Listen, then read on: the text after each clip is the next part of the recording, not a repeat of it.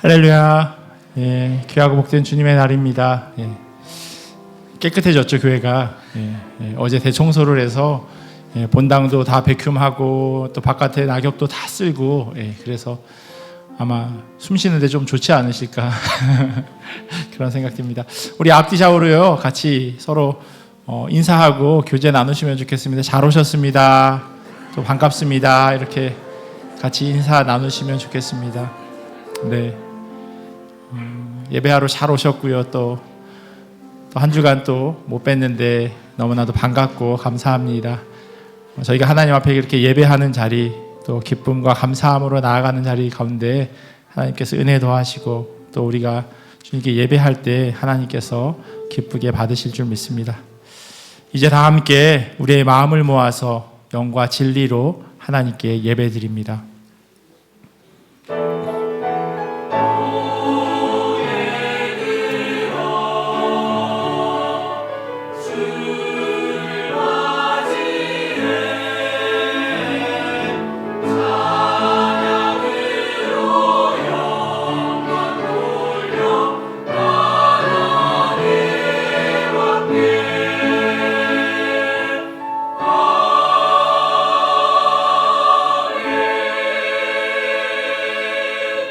지존자여 시편금과 비파와 수금으로 여호와께 감사하며 주의 이름을 찬양하고 아침마다 주의 인자하심을 알리며 밤마다 주의 성실하심을 베품이 좋으니이다. 아멘. 우리 다 같이 일어나셔서 찬송가 36장 함께 찬양하시겠습니다.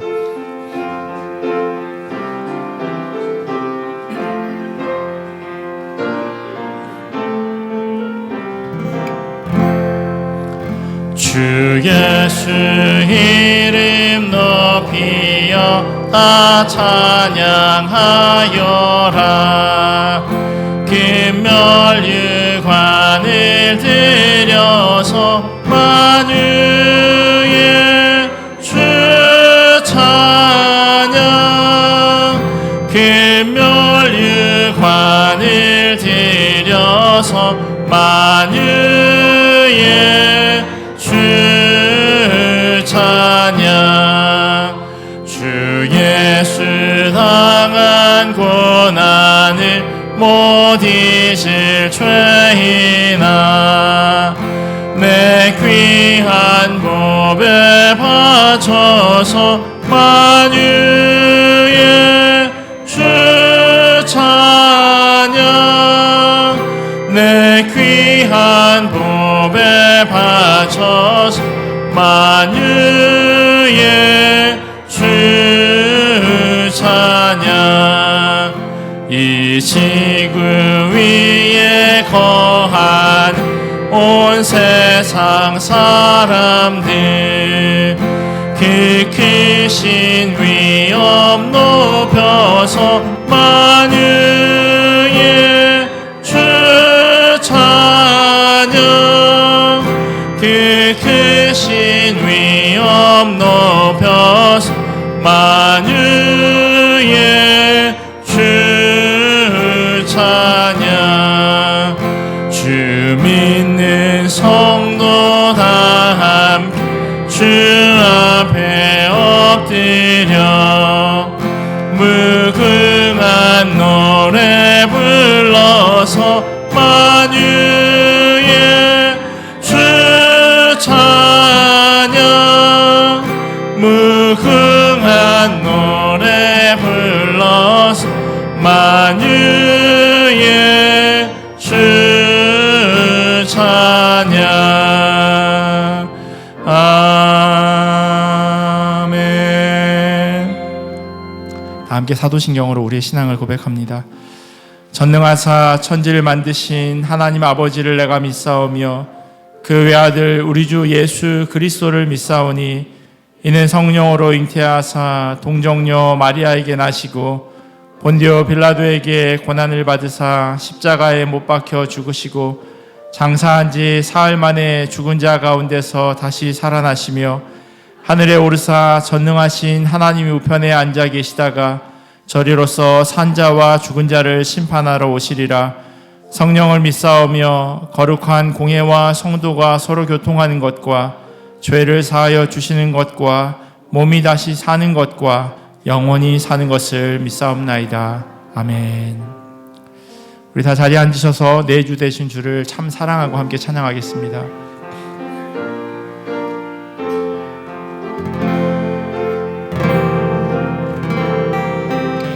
내 주 되신 주를, 내 주 되신 주를 참 사랑하고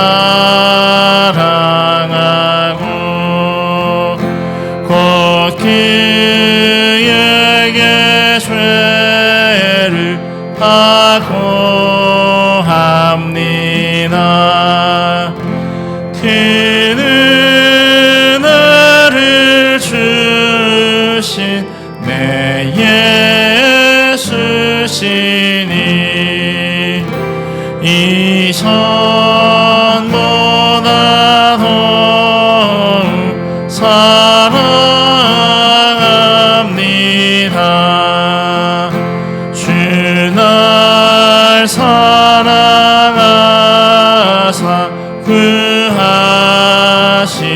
구하시려고 저 십자가 고난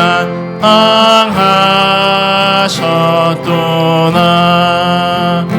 그가 시관 쓰신 내 주 배우니 이전보다 더 사랑합니다. 내 평생에 힘쓴 그 큰 의무는 주 예수의 넘는 길임이라. 숨질 때에까지 내 할 말씀이 이전보다 더욱 사랑합니다. 그 영광의 나라 나 드러나서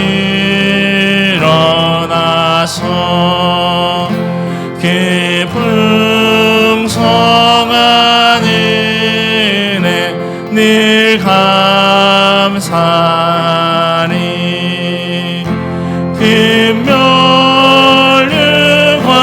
금멸류관승 내 찬송할 만 이전보다 더욱 사랑합니다. 우리는 주의 백성이오니 우리는 주의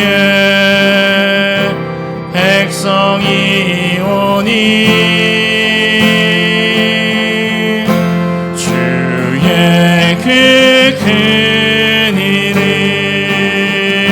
선포합니다. 이곳 어두운 세상에 빛으로 부르셨네. 주의 얼굴 구할 때 역사하소서. 교회를 세우시고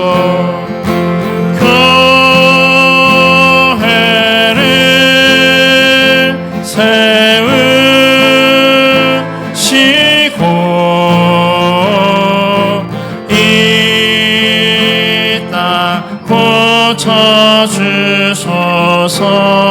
고쳐주소서.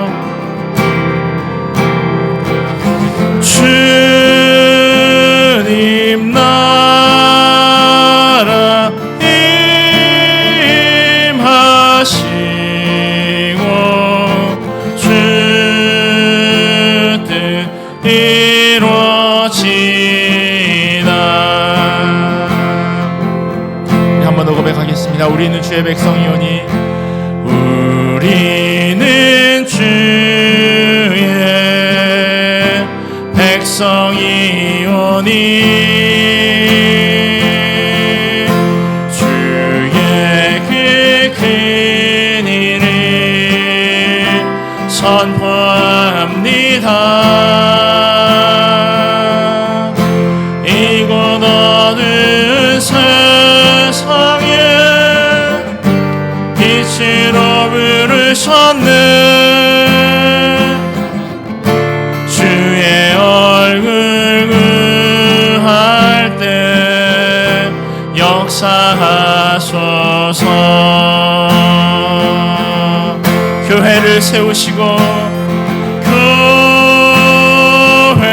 교회를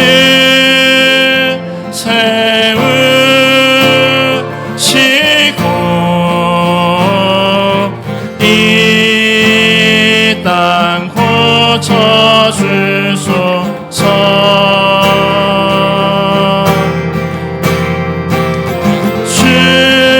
주님 나라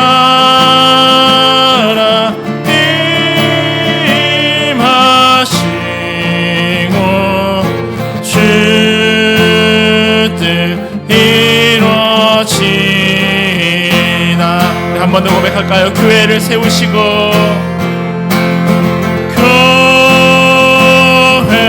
교회를 세우시고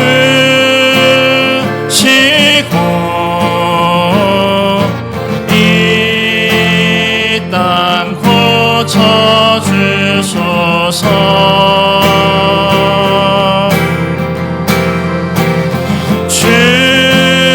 주님 나라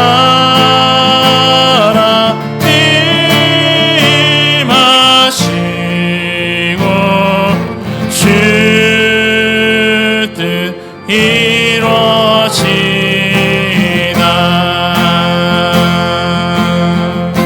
완전하신 나의 주,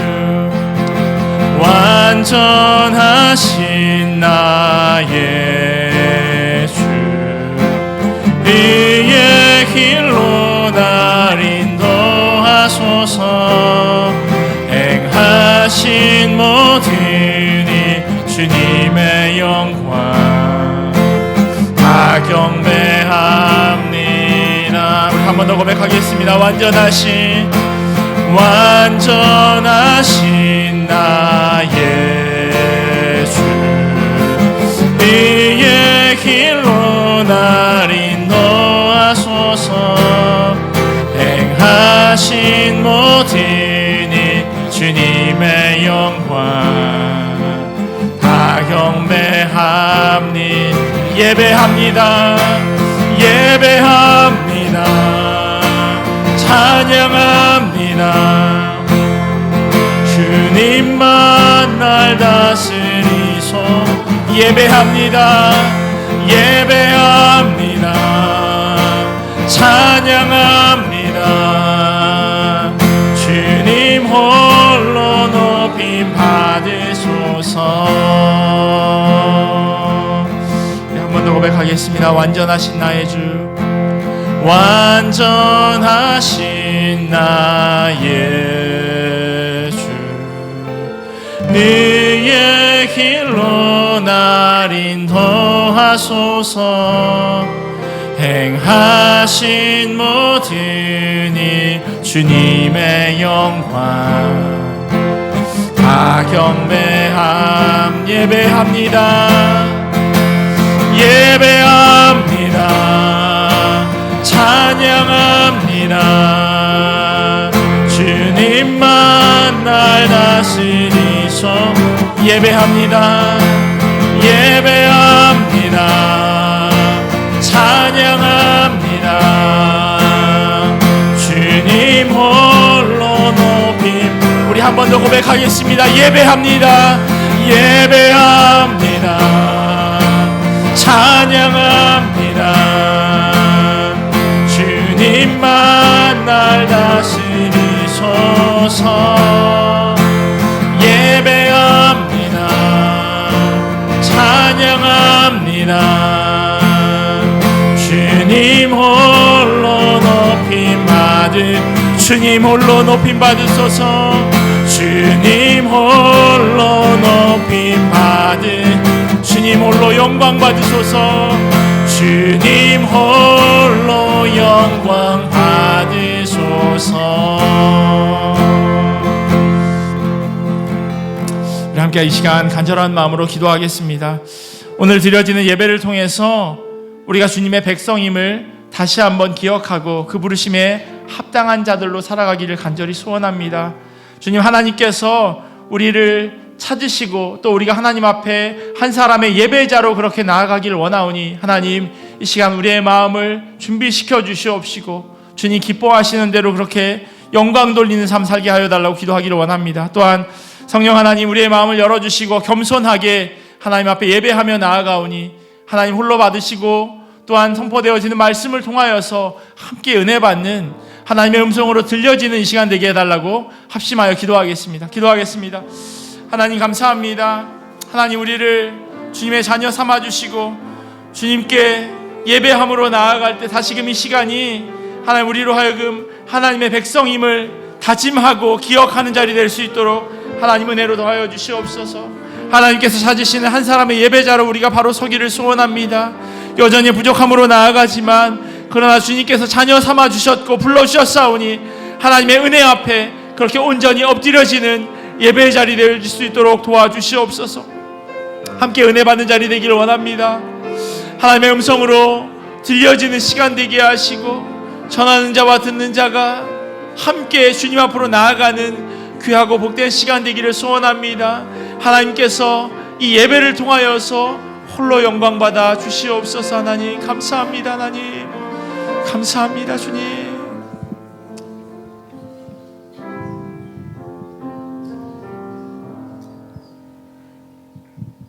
말씀이 육신되어 우리 가운데 거하시며 영원토록 찬양받기에 합당하신 하나님, 오늘 이 시간 주님의 부르심에 순종하여 베풀어 주신 은혜에 감사하며 신령과 진정으로 찬양과 예배드립니다. 주님, 늘 우리의 죄를 회개한다 하면서 진정한 회개가 아닌 핑계와 변명으로 자기 합리화를 하며 목이 고다진 저희를 봅니다. 멀리 서서 감히 눈을 들어 하늘을 쳐다보지도 못하고 다만 가슴을 치며 하나님이여 불쌍히 여기소서 나는 죄인이라 고백했던 한 세리의 고백이 우리의 고백이 되길 원합니다. 입으로만 고백하고 끝나는 습관적인 기도가 아닌 두려운 마음으로 진실된 회개를 통해 우리의 행동이 변화되어 주위에 선한 영향력을 전달하며 진정한 회복의 기쁨을 맛보는 저희 모두 되게 하옵소서. 이제 한 해를 잘 마무리하고 또 새로운 한 해를 준비해야 하는 때입니다. 특별히 담임 목사와 부목사에게 성령의 충만함으로 담대함을 허락하시어 오직 주님 뜻에 맞는 목회 비전을 세우게 하시고 세부 사업 계획을 준비하는 중직자와 부서장들에게 지혜를 더하여 주셔서 모든 부서와 기관이 협력하여 나의 선이 아닌 하나님의 선과 의를 나타낼 수 있는 하나님이 주목하시는 교회 되게 하여 주옵소서. 금그릇이나 은그릇이나 또한 질그릇도 나의 뜻대로 행하는 대신 하나님의 목적에 맞게 사용될 때 가장 귀한 존재가 됨을 깨닫고 주님 보시기에 합당한 열매를 맺을 수 있도록 각자에게 맡겨진 소명을 찾게 하시고 작은 일이라도 소중히 감당하는 우리 모두 되게 하여 주시옵소서.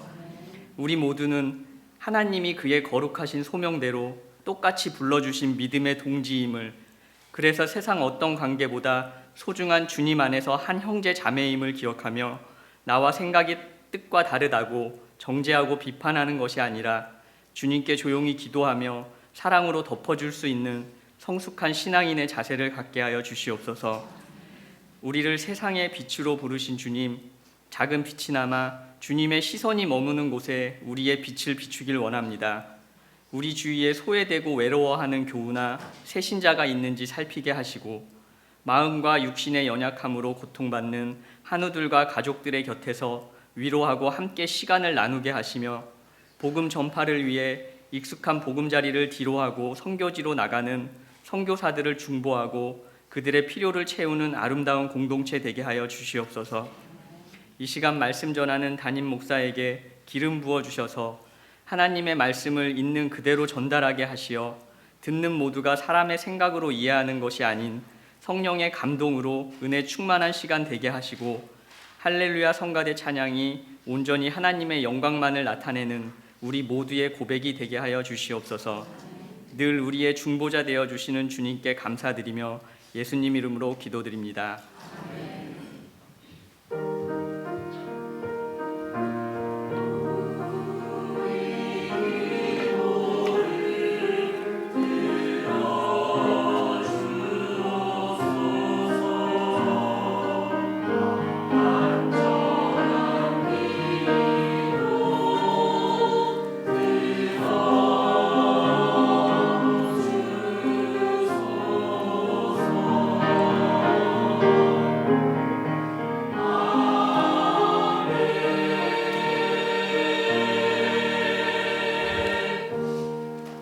교회 소식 전해드리도록 하겠습니다. 주보를 참조해 주시면 감사하겠습니다.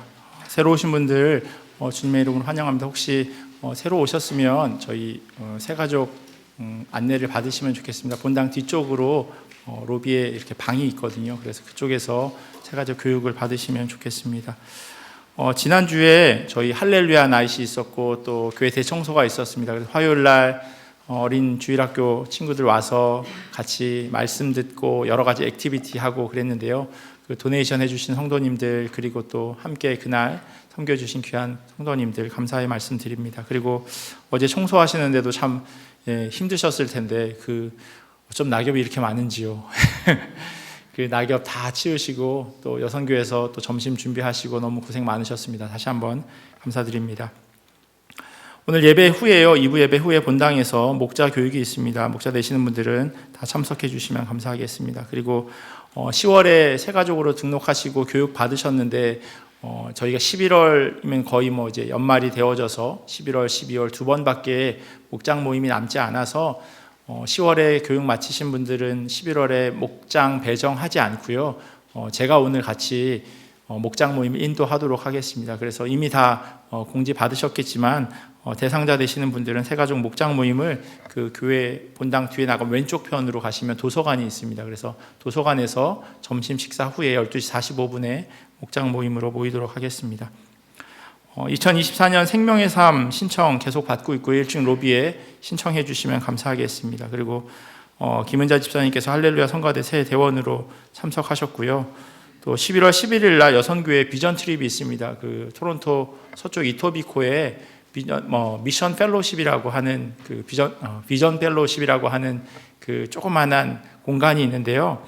거기가 내한 캐나다 선교사 전시관입니다. 그래서 여성교회 되시는 분들은 11월 11일 오전 10시에 교회 주차장에서 출발하기로 그렇게 예정되어 있고요. 혹시 라이드가 필요하신 분들은 주보 참조하셔서 연락해 주시면 감사하겠습니다. 지난 화요일 날 저희 교회 새로 등록하시고 섬기시는 이시영 성도님 션 오토 일렉트릭이라고 하는 그 자동차 수리하는 그 오피스를 열었습니다. 나이아가라 폴스에 있는데요. 잘 이렇게 사업이 잘 될 수 있도록 같이 기도해 주시면 감사하겠습니다. 1층 저희 교회 오피스 앞에 보면 이렇게 포스터가 하나 붙여져 있는데요. 저희 노회에서 진행하는 지역사회 교민들을 위한 정신건강 세미나입니다.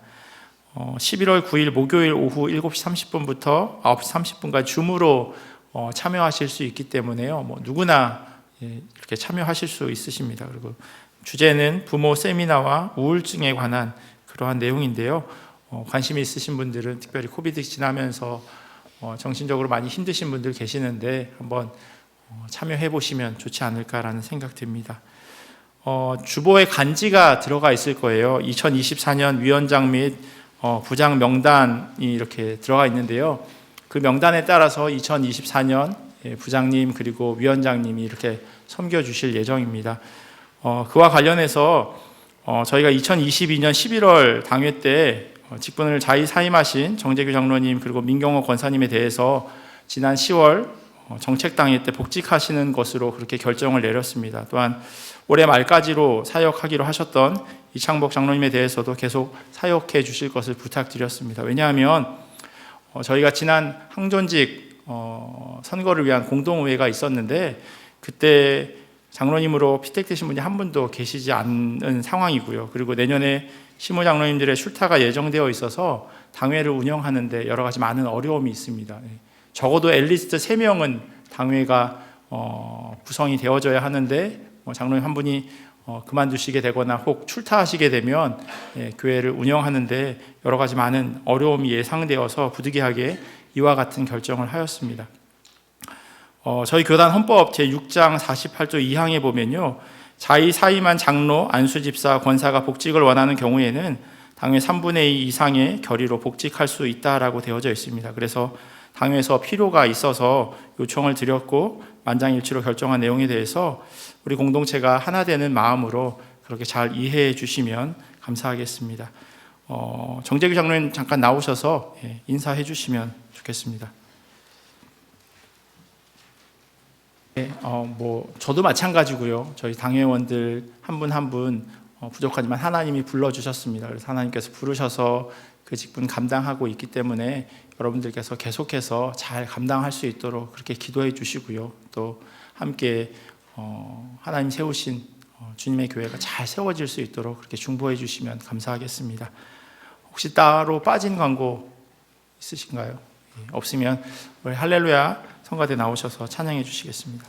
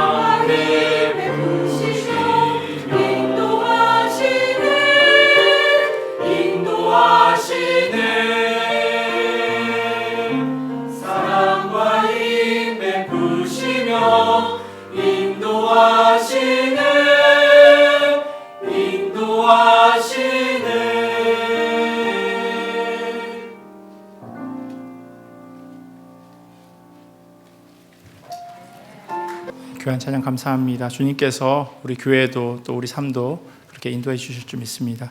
우리 하나님 주신 말씀 같이 보도록 하겠습니다. 오늘 우리에게 주신 하나님의 말씀은 데살로니가전서 1장 1절에서 10절까지 말씀입니다. 우리 자리에서 일어나셔서 하나님 주신 말씀 같이 보겠습니다. 데살로니가전서 1장 1절에서 10절까지 말씀입니다. 우리 한 절씩 교독하고 마지막 10절은 함께 읽겠습니다. 바울과 실로아누와 디모데는 하나님 아버지와 주 예수 그리스도 안에 있는 데살로니가인의 교회에 편지하노니 은혜와 평강이 너에게 있을지어다. 우리가 너희 모두로 말미암아 항상 하나님께 감사하며 기도할 때 너희를 기억함은 너희의 믿음의 역사와 사랑의 수고와 우리 주 예수 그리스도에 대한 소망의 인내를 우리 하나님 아버지 앞에서 끊임없이 기억함이니 하나님의 사랑하심을 받은 형제들아 너희를 택하심을 아노라. 이는 우리 복음이 너희에게 말로만 이른 것이 아니라 또한 능력과 성령과 큰 확신으로 된 것임이라. 우리가 너희 가운데서 너희를 위하여 어떤 사람이 된 것은 너희가 아는 바와 같으니라. 또 너희가 많은 환난 가운데서 우리와 주를 본받은 자가 되었으니 그러므로 너희가 마게도냐와 아가야에 있는 모든 믿는 자의 본이 되었느니라. 주의 말씀이 너에게로부터 마게도냐와 아가야에만 들릴 뿐 아니라 하나님을 향하는 너희 믿음의 소문이 각처에 퍼졌으므로 우리는 아무 말도 할 것이 없노라. 그들이 우리에 대하여 스스로 말하기를 우리가 어떻게 너희 가운데에 들어갔는지와 너희가 어떻게 우상을 버리고 하나님께로 돌아와서 살아계시고 참되신 하나님을 섬기는지와 또 죽은 자들 가운데서 다시 살리신 그의 아들이 하늘로부터 강림하실 것을 너희가 어떻게 기다리는지를 말하니 이는 장래의 노하심에 우리를 건지시는 예수시니라. 아멘. 하나님의 말씀입니다. 자리에 앉겠습니다. 존 스토트의 주석을 보면요, 저희가 함께 읽은 이 데살로니가라고 하는 지역에 대해서 다음과 같이 설명합니다. 주 49년에서 50년경에 바울과 그의 동료들이 데살로니가를 방문했을 때 이곳은 이미 유구한 역사를 지닌 안정된 도시였다. 이 도시는 주전 4세기에 알렉산더 대제의 군대 장교 중 한 명이었던 카산더라고 하는 사람이 설립하였다. 그는 알렉산더의 의분 누이이자 자신의 아내인 데살로니카의 이름을 따서 이 도시의 이름을 지었다라고 그렇게 설명합니다. 지금으로 치자면요, 그리스의 북쪽 해안가에 있는 항구 도시입니다. 그래서 구글을 검색하면요, 화면에 보시는 대로 그리스라고 하면 이제 큰 두 개의 도시가 이렇게 등장합니다. 아테네, 그리고 저희가 오늘 함께 읽은 데살로니가라고 하는 이 도시입니다. 역사적으로 오래되었고요. 그리고 항구 도시이기 때문에 경제적으로도 상당히 부유한 안정된 도시이기는 하지만 복음이 전해진 것은 얼마 되지 않은 작은 교회, 다시 말하면 갓 태어난 그리스도인으로 구성되어 있는 그런 공동체가 바로 이 데살로니가 교회였습니다. 비록 작은 교회로 생각될 수 있지만 이 교회는요, 하나님께서 기억하시는 공동체였습니다. 작지만 사람보다는 하나님이 더 먼저 기억하시는 공동체. 오늘 본문 1절 말씀은요, 바울이 쓴 보통의 편지의 시작처럼 그렇게 여겨지기도 합니다.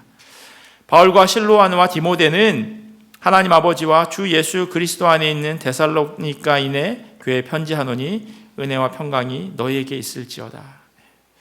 사도 바울은요, 항상 편지할 때 누가 편지를 보냈는지 그리고 지금 어디로 보내고 있는지에 대해서 이야기합니다. 보통 비슷한 내용으로 그렇게 담겨져 있는 것처럼 보여집니다.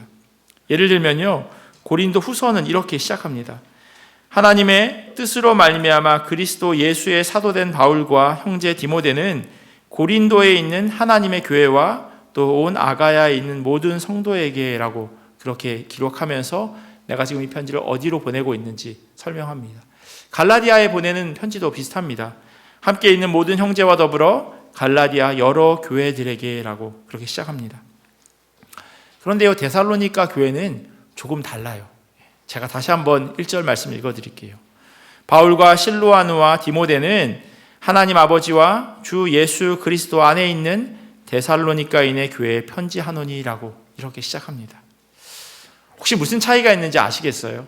물론 빨간 줄까지 제가 쳐드렸지만 사실 듣는 것보다는 한눈에 이렇게 같이 비교되어져 있는 걸 보면 훨씬 이해가 쉬우실 것 같아요. 화면 보시면요, 어떤 지역에 편지할 때 지금 어디로 보내는지 이렇게 이야기합니다. 오늘 읽은 그 데살로니가 교회는요, 근데 그 어떤 교회라고 하는 것 앞에 이런 설명이 되어져 있어요. 하나님 아버지와 주 예수 그리스도 안에 있는 교회라고 되어져 있어요. 아니, 교회가 다 주 예수 그리스도 안에 있지 뭐 다른가? 라고 질문할 수도 있지만 다를 수 있었어요. 당시에는 분명히 다른 모임들이 있었습니다. 우리가 교회 하면 당연히 기독교인들이 모이는 장소 그렇게라고 생각하지만요, 이 교회라고 하는 그 단어 에클레시아라고 하는 이 말은요, 어떤 모임에서나 사용되어지는 그런 단어였어요. 4세기 교부였던 크리소스토무스는요, 뭐라고 이야기하냐면 유대인들의 모임이나 헬라인들의 모임 둘 다 아주 흔하게 이 단어를 사용했다라고 그렇게 말합니다. 단순히 사람들이 모이는 아무 모임 혹은 아무 공동체, 그것을 지칭해서 에클레시아, 교회라고 불렀던 거예요. 그렇게 사도 바울은요, 그냥 에클레시아가 아니라 하나님 아버지와 주 예수 그리스도 안에 있는 에클레시아라고 그렇게 보다 구체적으로 말하고 있습니다. 세상에는 참 다양한 모임들이 있습니다. 조기 축구회, 와인 클럽, 해병 전우회, 또 향후회, 학교 동호회, 또 어떤 학교 동문회, 참 많은 모임들이 있습니다. 그리고 이러한 모임들이 그리스어로 그냥 에클레시아라고 부를 수 있다는 거예요. 그런데 사도 바울이 말하고 있는 공동체와 이러한 모임에는요, 분명한 차이가 있습니다. 아니, 분명한 차이가 있어야 합니다. 사도 바울이 굳이 교회라고 하는 편지의 수신자들 앞에 그 공동체의 정체성을 다시 한번 설명해 주는 이유는요, 그들로 하여금 그 의미를 기억하게 하기 위함이에요. 여러분들이 모여 있는 곳은 그냥 단순한 모임이 아니다. 여러분들이 뭐 좋아해서 같이 모이는 그런 팬클럽이 아니다라고 그렇게 이야기해 주고 있는 겁니다. 왜 모였는지, 왜 함께 있는지를 다시금 기억하십시오라고 말씀해 주고 있는 겁니다. 존 스토트는요, 이렇게 설명합니다. 다른 많은 지역의 교회보다 어리고 박해받는 교회가 느끼는 불안을 알고 있었기 때문에 그들이 받는 시련 가운데서도 그들은 하나님 안에서 안전하다는 것을 사도 바울은 상기시켜주고 싶었다라고 이야기합니다. 여러분들이요, 세상 가운데서 박해받고 어려움 당하고 환난 당할 수 있습니다. 그리고 그것이 당연합니다. 그런데 주저앉지 마십시오. 여러분들은 그리스도 예수, 그 이름 안에 모인 사람들입니다라고 힘주어서 이야기해주고 있습니다. 데살로니가 교인들에게 혹 여러분이 지금 처해 있는 상황에 대해서 의심하거나 걱정하거나 때로 불안한 마음이 생길 수 있는데 이것을 기억하십시오. 여러분의 공동체는 하나님 안에 있는 견고한 모임입니다. 세상이 여러분을 어떻게 할 수 없도록 하나님께서 지켜주실 것이기에 여러분의 믿음을 굳건히 하십시오라고 말씀해주고 있습니다. 이것은요, 데살로니가 교회에게만 주시는 말씀이 아닐 겁니다. 오늘 우리 교회에게도 하나님께서 동일한 말씀으로 주고 계십니다. 편지를 시작하자마자 그 편지를 받아들고 읽는 그 첫 문장을 통해서 이들은 너무나도 큰 위로를 받았습니다. 맞아, 우리가 이런 사람들이지라고 하는 그 깨달음을 다시 한번 이들이 경험한 겁니다. 사도 바울은 이 교회를 어떻게 기억하고 있을까요? 3절 말씀 보시면요, 너희의 믿음의 역사와 사랑의 수고와 우리 주 예수 그리스도에 대한 소망의 인내를 우리 하나님 아버지 앞에서 끊임없이 기억함이니라고 말합니다. 믿음의 역사, 믿음의 행동, 행위, 사랑의 수고, 그리고 예수 그리스도께 둔 소망, 이 모든 것들을 잘 품고 있는 교회가 바로 이 데살로니가 교회였습니다.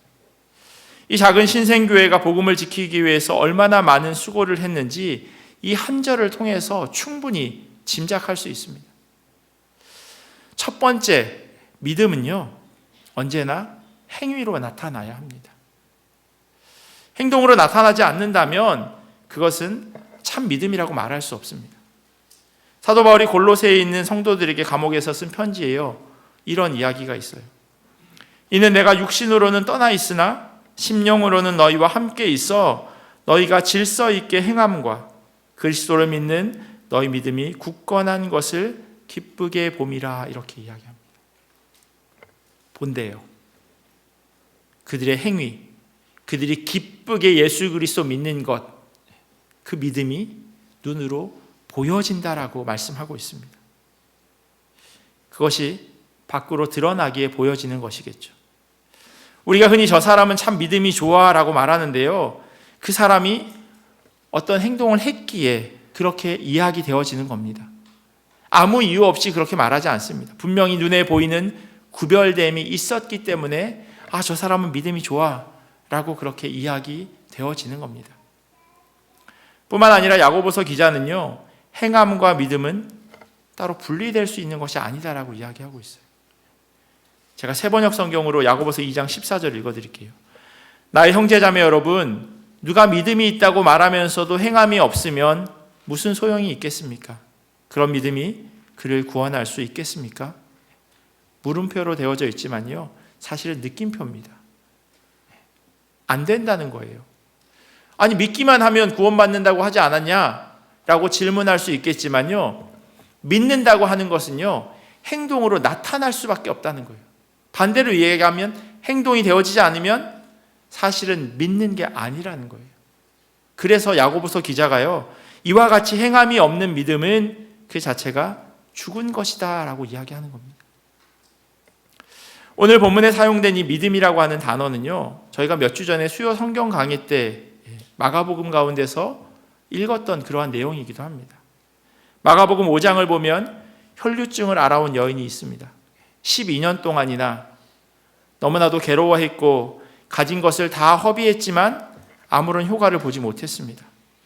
그런데 예수님이 자기가 살고 있는 그곳을 지나간다는 소문을 듣고 이 여인이 그 예수님을 만나기를 원했습니다. 몸에서 피가 나는 그런 부정한 상태였음에도 불구하고, 그리고 나의 부정이 내가 다른 사람과 터치함으로 인해서 그 부정이 옮겨지면 그 사람도 부정해지니 그 사람들이 가만히 있지 않겠죠. 돌을 집어 던질 겁니다. 그 위험을 감수하고 이 여인은 예수님이 있는 곳으로 갑니다. 무리를 해치고 예수님의 옷자락을 잡고 그 여인이 깨끗하게 되어짐을 경험합니다. 그때 예수님께서 이렇게 그 여인을 향해서 말씀하세요. 예수께서 이르시되 딸아, 네 믿음이 너를 구원하였으니 평안히 가라. 내 병에서 놓여 건강할지어다. 이 여인이 한 행동에 대해서 예수님께서는요, 믿음이라고 정의 내려주세요. 아니, 옷자락을 만진 게 뭐가 믿음이야? 믿음이 있기에 그 행동을 할 수 있었던 겁니다. 믿음은요, 행동을 수반합니다. 제가 어떤 짜장면집에 대해서 저 짜장면집 진짜 맛있어요 라고 그렇게 이야기를 한다면 아마 여러분들은 한번 좀 가보고 싶다라는 생각이 들 거예요. 토론토에요, 몇 해 전에 홍콩 반점이 생겼어요. 그 문 앞에 커다랗게 백종원 그림이 딱 그려져 있습니다. 사진이 이렇게 붙어져 있어요. 제가 이렇게 거기 가면 그 홍콩 반점 되게 맛있어요 라고 여러분들에게 이야기하고, 저는 매번 북경성을 가면 여러분들이 제 말을 믿겠습니까? 지는 북경성에 가면서 왜 맨날 홍콩 반점 맛있다고 그렇게 이야기하냐고. 아마 안 믿을 겁니다. 너무나도 조잡한 예화이긴 하지만요, 사실 믿음이 이래요. 믿음은 말과 행동이 같아야 되는 거예요. 어디가 맛있어 하면 내가 가야죠. 그게 정말 맛있는 거에 대한 증명이잖아요. 맛있어 하지만 나는 매번 다른 곳에 가면 그거는 사실 그 가게가 맛있다고 믿는 게 아니에요. 그냥 무슨 PPL처럼 선전만 하는 거죠. 내가 진짜 맛있게 여기는 건 다른데라고 하는 거죠. 사도 바울이 편지를 통해서 데살로니가 교회에 믿음의 역사, 즉 믿는 행동, 이것이 그들 가운데 있었다고 이야기합니다. 그리고 그것이 진짜 믿는 것이라고 이야기해 주고 있습니다. 두 번째는요, 사랑에는 수고가 따릅니다. 물론 억지로 하는 것을 말하는 것은 아니에요. 연애할 때 혹은 청년 때 데이트했던 것을 한번 좀 많이 시간을 돌려봐야 할 수도 있지만요. 한번 돌려보세요. 서로 다른 사람이 만났지만 그 사랑을 이어가기 위해서 처음에는 수고가 따르지 않겠습니까? 남자들은 자기가 원하지 않아도 쇼핑을 따라갑니다. 쇼핑이 운동이 아님에도 불구하고 2-3시간씩 몰을 돌아다닙니다. 여자친구가 묻죠. 오빠 힘들어? 1시간만 걸어도 힘든데 2-3시간을 걸었으면 당연히 힘들죠. 하지만 괜찮아 이렇게 웃으면서 대답합니다. 한 신발 가게에 들어갔어요. 이 신발이 이뻐? 이 신발이 이뻐? 물어봐요. 내가 보기엔 똑같은데 그래도 물어보니 저게 더 이쁜 것 같아 대답하죠. 그러면 얘기합니다. 이게 더 이쁜 것 같은데? 그럼 왜 물어봐? 그냥 고르지 라고 속으로 생각하지만 그래도 그냥 웃어 넘깁니다. 왜냐하면 사랑하니까요. 좋아하니까요. 원하지 않는 행동을 같이 함에도 불구하고 함께 하는 것이 좋기에 그렇게 하는 겁니다. 아버지나 어머니가 구분 없이 자녀들을, 가족들을 사랑하기에 수고하고 땀 흘립니다. 그것이 직장이나 일터가 되어질 수도 있고 가정이 되어질 수도 있습니다. 수고와 희생이 따르기는 하지만 이것은 절대로 억지로 하는 건 아닙니다. 사랑이 그렇게 하도록 만들어내는 겁니다. 수고가 필요한 사랑을 하면 안 되겠지만 반대로 사랑하기에 수고가 되어지는 겁니다. 좋은데 어떡합니까? 좋은데 2시간이 아니라 10시간이라도 그 옆에 붙어 있고 싶어서 그냥 계속 쫓아다니고 싶은데 어떡합니까? 데살로니가 교회에도 동일한 사랑의 수고가 있었습니다. 사랑하기에 함께 모여서 떡을 떼고 필요한 것들을 서로 나누는 일을 사랑의 마음으로 하였습니다. 그래서 이곳을 공동체라고 부르는 겁니다. 어제 비가 조금 왔어요. 그래서 낙엽이 젖어 있었습니다. 시간이 남아서 토요일 날 오전에 모여서 그걸 치우셨겠습니까? 힘이 남아서 본당이 이 공간을 백큐으로 미셨겠습니까? 사실 보지도 않는 그런 창문일 수도 있는데 그것을 닦습니다. 교회를 사랑하니까요. 주님의 몸된 교회라고 하는 것을 믿기에 그렇게 수고하는 겁니다. 저희는 아무렇지도 않게 그냥 국수 한 그릇을 먹죠. 예배 후에. 국수 한 그릇을 말아내기 위해서 며칠 전부터 김치를 담그기도 하고 육수를 빼기도 하고 아침부터 계속해서 그 국수를 200그릇 넘게 만들어냅니다. 돈을 주는 것도 아니고요. 일당이 있는 것도 아니고. 그런데도 불구하고 어떻게 하면 더 맛있을 수 있을까? 그 고민을 합니다.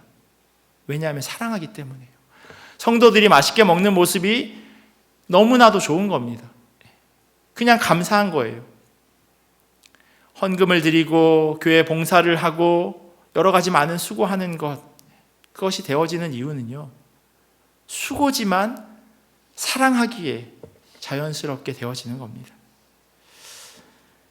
이들이 이런 일들을 할 수 있었던 이유는요, 세 번째로 우리 주 예수 그리스도에 대한 소망의 인내가 그들에게 있었기 때문입니다. 이 소망은요, 이 땅에서부터 시작해서 하늘나라를 향해서 나아가는 것, 그리고 그 중심에는 예수 그리스도가 계십니다. 처음 믿는 이들이 많았던 이 공동체였기에 당시 박해로 인해 두려움들이 이들의 마음을 흔들어 놓는 그런 상황이었습니다. 약간의 어려움과 시련을 만나면요, 원래 있던 모습으로 돌아가 버리려고 하는 불신앙의 탄성이 우리들에겐 있습니다. 거기에 너 예수 믿어서 그래 라고 한마디를 더하면 자연스럽게 원래 있던 모습으로 돌아갑니다. 그래서 이들에게는요, 하늘에 대한 소망과 이를 향한 인내가 필요했던 겁니다. 그렇지 않으면 자신의 믿음을 유지해 나갈 수 없었기 때문입니다. 이 모든 것들, 그러니까 믿음의 역사와 사랑의 수고, 그리고 예수 그리스도에 대한 소망의 인내는요, 어떤 율법을 지키겠다고 하는 의도가 아니라 하나님, 우리 하나님 앞에 있다고 하는, 하나님 우리 아버지 앞에 있다고 하는 그 고백이 있어지기 때문입니다. 데살로니가 교회를 사로잡고 있었던 것, 내가 하나님 아버지 앞에 있다라고 하는 것이 이들에게 있어서는 자연스러운 고백이었습니다.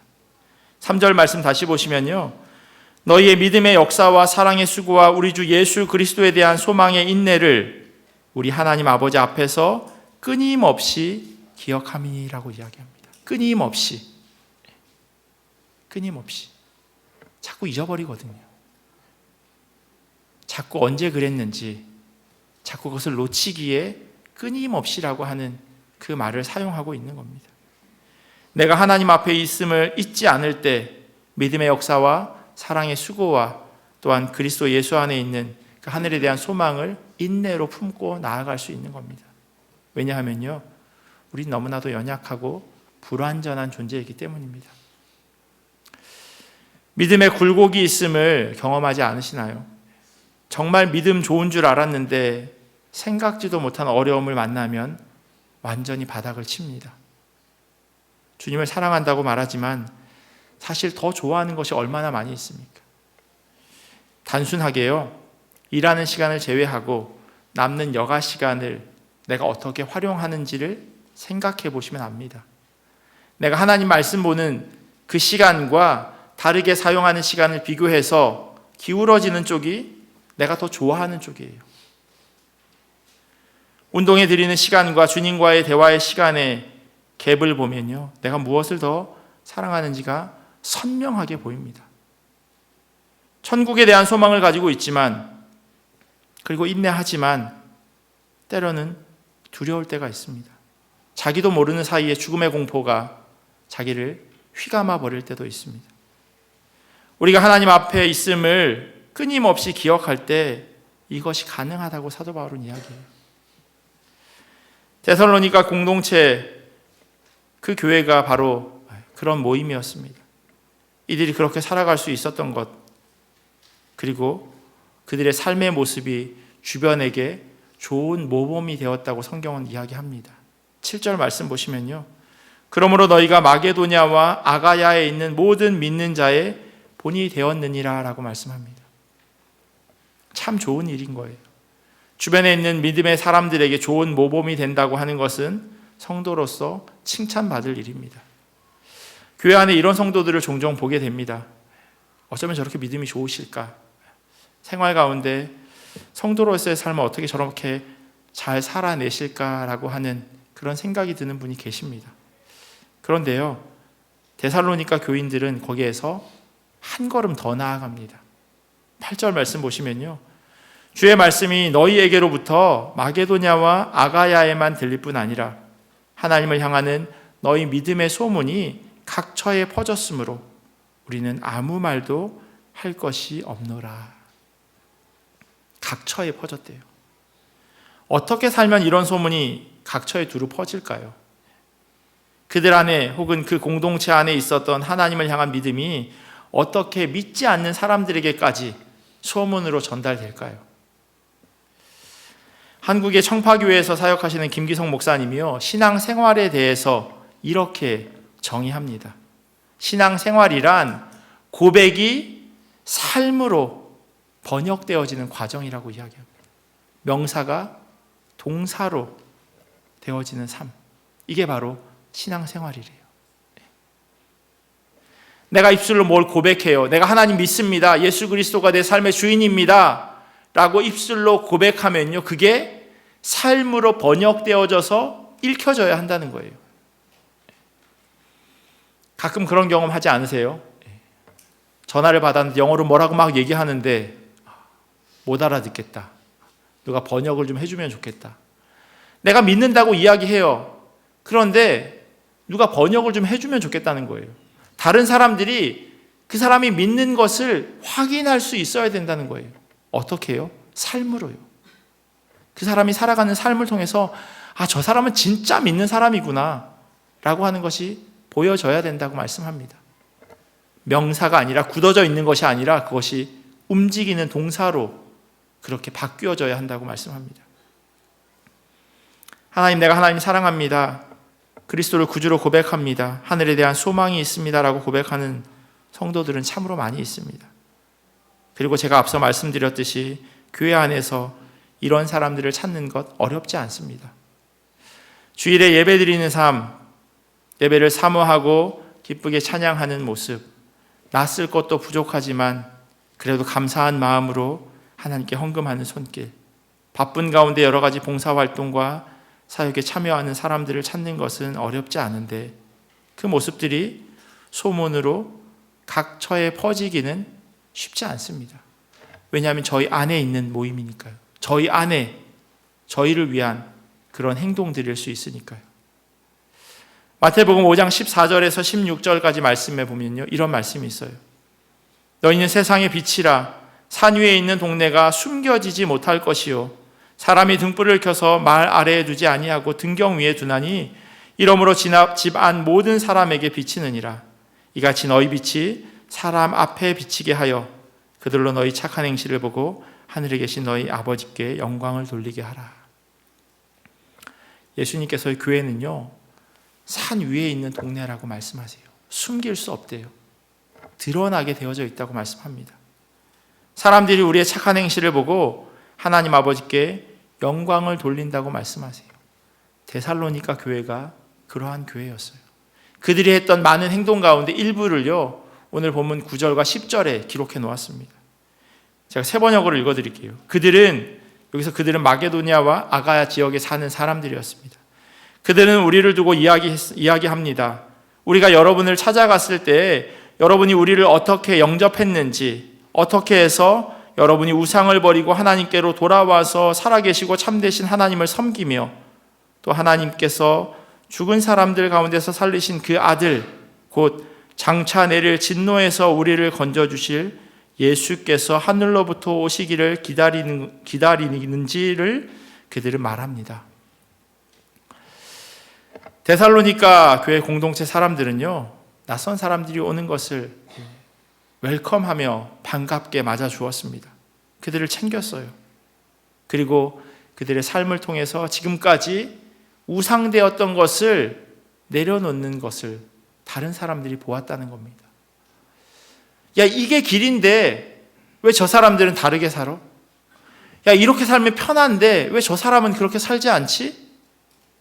우리의 삶의 모습을 통해서 그것이 보여져야 한다는 거예요. 다름이, 성경은 그 다름을 거룩이라고 이야기하는데 그 모습이 우리 가운데 있어져야 한다고 이야기합니다. 이들은 삶으로 자신들의 믿음을 고백으로 증명했고요. 이 믿음의 명사가 동사로 드러났습니다. 이 모습이 각처에 두루 퍼졌습니다. 우리 교회도요, 주님의 교회로 그렇게 소문나는 교회 되기를 간절히 소원합니다. 저 교회 성도들 정말 열정적으로 예배하더라, 참 믿음 좋더라 라고 하는 그런 소문도 좋지만요, 저는 이보다 한 단계 더 나아간 데살로니가 교회와 같은 그런 소문 났으면 좋겠습니다. 그 교회 성도들은 직장과 학교와 가정에서 어디에서든 정말 주님 말씀대로 살더라 라고 하는 소문이에요. 이렇게 살 수 있는 이유가 3절에서 사도 바울이 이야기한 내가 하나님 앞에 서 있습니다 라고 하는 것을 기억하는 것이죠. 내가 있는 곳, 그 삶의 자리가 바로 하나님이 함께 하시는 곳이고 하나님이 함께 하시기에 내가 그렇게 살아낼 수 있는 겁니다. 물론 계속 돌아가려고 하죠. 계속 잊어버리고요. 그러니까 기억하라고 말씀하잖아요. 잊어버릴 때마다 내가 하나님 앞에 있습니다. 내가 있는 가게와 일터와 사업장과 어느 누구를 만나든지 그 사람이 앞에 있는데 내가 있는 것이 아니라 하나님과 함께 있다라고 생각해야 된다는 겁니다. 목장을 섞을 거예요. 제가 또 말씀드립니다. 불편하실 수 있어요. 계속 물어보세요. 어떻게, 어떤 기준으로, 어떤 방법으로 하실 거냐고. 목자를 기준으로 해서 아래 위로 한 5살 정도로 그렇게 계획합니다. 그래서 같은 세대가 서로 공감대가 형성될 수 있도록 하고요. 그리고 그런 목장을 4-5개를 하나로 커다란 공동체로 해서 초원으로 만들려고 합니다. 그래서 초원 안에서 다른 목장들과의 교류를 통해서 다른 세대들도 함께 만나는 연합 목장 모임 같은 걸 하는 거죠. 그리고 가끔 가다가 체육대회나 야외 예배처럼 다른 초원들이 서로 연합해서 모임을 하는 겁니다. 전교인 야외 예배하면 되게 부담스럽지만 그냥 초원 두 개가 같이 모임을 가지시는 것 충분히 가능하다고 생각합니다. 그리고 두 초원 간의 목장들과도 목자들과도 함께 모임을 가지시면 훨씬 좋겠죠. 어떻게 뽑을 거냐고요? 아직 결정 못했습니다. 그런데 제비를 뽑을까 싶습니다. 제가 생각하고 집어넣으면 제 생각이 들어갈 수 있을 것 같아요. 그리고 그렇게 고민하고 했지만 케미가 안 맞을 수 있어요. 목사님 무슨 의도가 있어서 이렇게 한 거 아니에요? 라고 하는 얘기를 들을 수도 있고요. 제가 면피하겠다는 얘기가 아니라요. 어떻게든 짜 맞춰도 100%는 없습니다. 그럴 거라면 그냥 어차피 섞을 거니.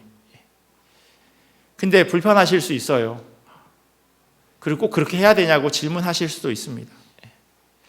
성경에요. 싫어하는 사람 만나지 마십시오. 서로 나눠지고 갈라지고 흩어지십시오 라고 되어져 있으면 제가 그렇게 말씀드리고 그렇게 하겠죠. 근데 하나님 저를 목사로 불러주셨고 목사는 하나님 주신 말씀대로 전하도록 그렇게 부름 받았습니다. 근데 성경에는요 하나 되라고 말씀하고 있어요. 흩어지고 나눠지고 싸우고 지지고 볶고 그런 이야기가 없어요. 하나 되고 사랑하고 섬기고 그래야 내 제자인 줄 안다고 말씀하세요. 만약 그러지 않으면 하늘나라 하나님 앞에 가서 나 너 누군지 모르겠는데 그런 이야기 들으실 수 있다고 성경은 분명히 이야기합니다. 그래서 가만히 있는 게 편한데 내년에도 올해와 똑같은 목장으로 그대로 갑니다 하면 제가 고민하지 않아도 되지만 하지만 성경이 그렇게 이야기하지 않고 있거든요. 하나 되라고. 그래서 그 결정을 하고 그렇게 하려고 합니다. 그리고 2년마다 또 섞을 거예요. 또 불편하실 거예요. 또 다시 자기소개를 해야 하고 저 사람이 어떤 분인지 또 알아가는 데 시간이 걸리겠죠. 그런데 그게 교회라고 성경은 말씀합니다. 서로 불편할 것 같은데 야, 저 사람들 참 잘 지낸다. 그런 소문이 밖으로 나는 공동체. 저희 안에서만이 아니라 어떻게 저렇게 잘 지낼 수 있지? 신기하다. 뭐 다른 게 있는 거 아니야? 라고 소문나는 공동체. 그래서 야, 한번 가보자. 야, 뭐가 달라도 다른가 보다. 라고 생각되어지는 공동체. 그게 바로 성경이 이야기하는 공동체입니다. 그리고 예수 그리스도께서 기도를 가르치시며 말씀하셨던 이 땅에 하나님의 나라가 세워지는 그 모습이 바로 성경에서 이야기하는 공동체입니다. 그리고 저희 교회가 그런 공동체가 되기를 간절히 소원합니다. 저는 그 꿈을 꾸고 있어요. 그날이 언제가 될지는 모르겠지만 이 꿈을 꾸면서 계속 살아갈 겁니다. 여러분도 같은 꿈을 꾸고 그렇게 살아가시면 어떨까 싶습니다. 하나님 아버지 앞에 서 있음을 기억하고요. 또 세상에서 주님 말씀대로 사는 것이 소문이 되는 삶. 믿음이 삶으로 드러나고 명사가 동사가 되어지는 삶. 우리 모두가 주님 앞에서 이렇게 살아가기를 예수 그리스도의 이름으로 간절히 축원합니다. 기도하겠습니다. 하나님 감사합니다. 참 쉽지 않습니다. 믿음의 역사와 사랑의 수고와 우리 주 예수 그리스도에 대한 소망의 인내를 하고 살아간다고 하는 것이 너무나도 어렵습니다. 말과 혀로만 사랑할 때가 더 많이 있고요.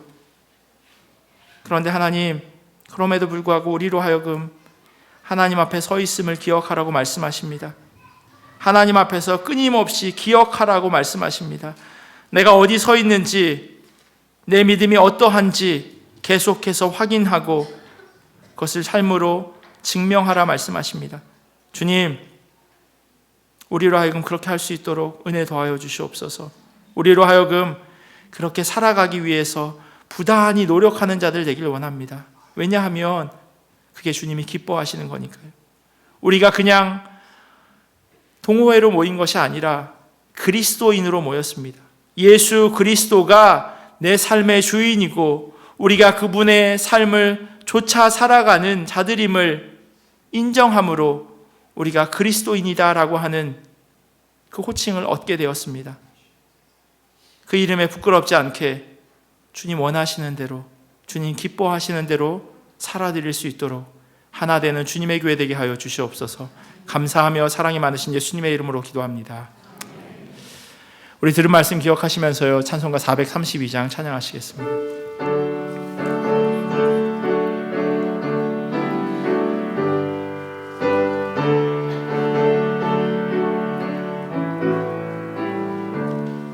큰 물결이 설레는 어두운 바다, 저 등대의 불빛도 희미한데 이 풍랑의 배서 항해하는 이 작은 배 사공은 주님이라.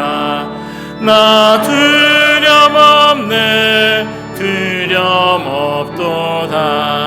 주 예수님 늘 깨어 계시도다. 이 흉흉한 바다를 다 지나며 저 소망의 나라에 이르리라. 큰 풍랑이 이 배를 위협하며 저 깊은 물이 벌려 달려드나 이 바다의 노저 항해하는 이 작은 배 사공은 주님이라. 나 두려움없네 두려움없도. 주 예수님 늘 깨어 계시도다. 이 흉흉한 바다를 다 지나며 저 소망에, 우리 다 같이 일어나셔서 봉헌하시겠습니다. 큰 소리로 물결을 명하시면 이 바다를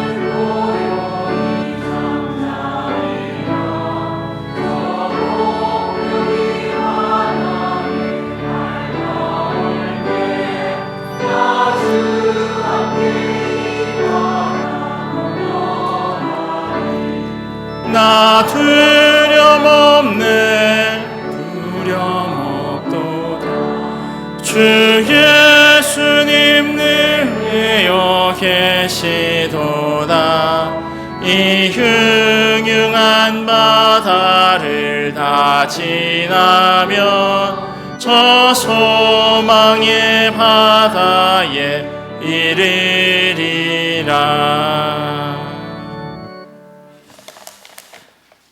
주께서 내게 응답하시고 나의 구원이 되셨으니 내가 주께 감사하리라. 눈수술을 잘 받게 하심에 감사드립니다. 하늘아버지, 어머니의 생일 감사와 주신 평강에 감사합니다.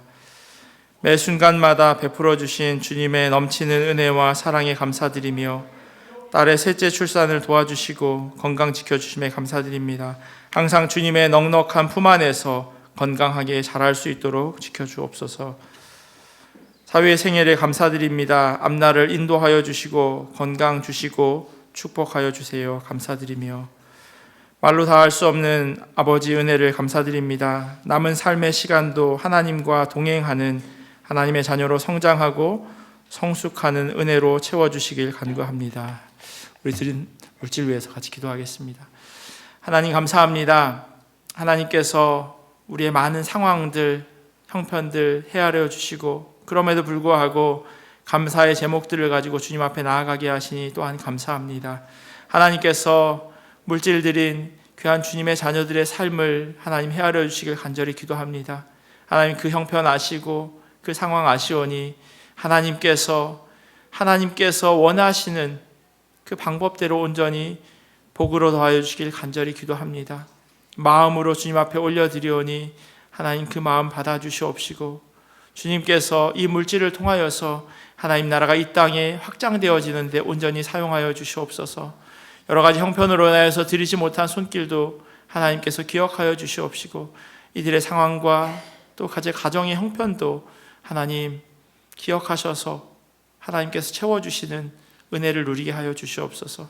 그래야 해서 주님의 자녀들 그 가정의 모든 상황들을 주님께서 기억하시고 정말로 이 땅 가운데서 물질로 인하여 어려움 당하지 않도록 또 주님 없다고 그렇게 고백하지 않도록 하나님께서 챙기시고 돌보아 주시옵소서. 지금은 우리 주 예수 그리스도의 크신 은혜와 하나님 아버지의 사랑하심과 성령님의 교통하심이 주의 말씀대로 살아가기를 결단하는 주님의 자녀들 머리 위에 그리고 이들의 생업과 가정과 삶의 자리와 주님의 몸된 교회 위에 지금부터 영원토록 함께 하시기를 간절히 축원하옵나이다.